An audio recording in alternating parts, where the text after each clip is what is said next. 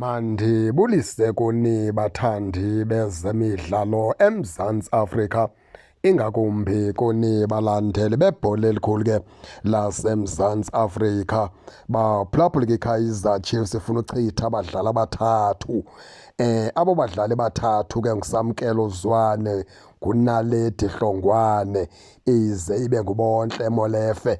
Ifuna ke ukubahambisa ngelowuni abafana abadala balowuni lapha iqela ke eligqibo unyuselwa phaa kuMotsepe Foundation, iHope FC.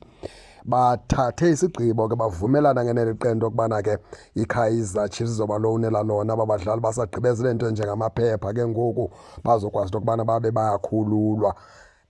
Inje ke le nto ke baphulaphuli ke uSamkelo Zwane umfana omdala, ndiyabona into okubana ke iKaizer Chiefs akade abe naso ispace phaa kulaa midfield yeKaizer Chiefs umfana omdala konke kuyazanywa into okubana jongelwe phaa naphaa, kodwa kuyabonakala into okubana ke kuvale ke kuthe mba kwicala lakhe phaa kulaa midfield yeqela leKaizer Chiefs ke baphulaphula. Khumbula le nto okubana xa uqwalasela phaa esazikethini sebala sibona oSibongiseni Mthethwa, sibone oLebogang Mabuya, sibone oSiphiwe Sihle Ndlovu, sibone uMthasingwa, sibone uNkosi Ndiphile Ngcobo.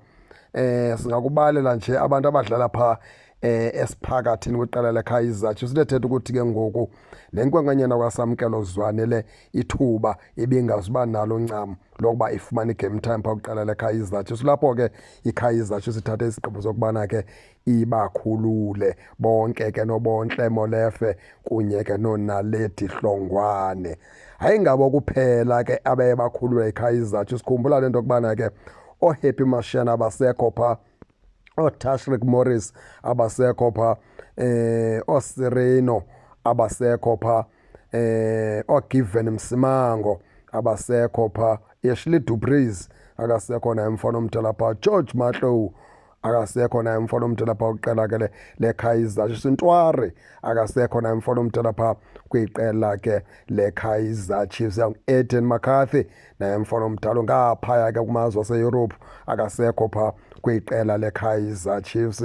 Yaze ke iKaizer Chiefs yona ke yasayina nje abadlali abafana ke noMthasingwa, abadlali ke abafana noLangelihle Phili, oAbrahams, nabo ke abadlali iKaizer Chiefs ethe yabe ke isabafakile apha ngaphakathi ke asizumbala kakhulu uKhanyisa Mayo ngoba kudala ekhona.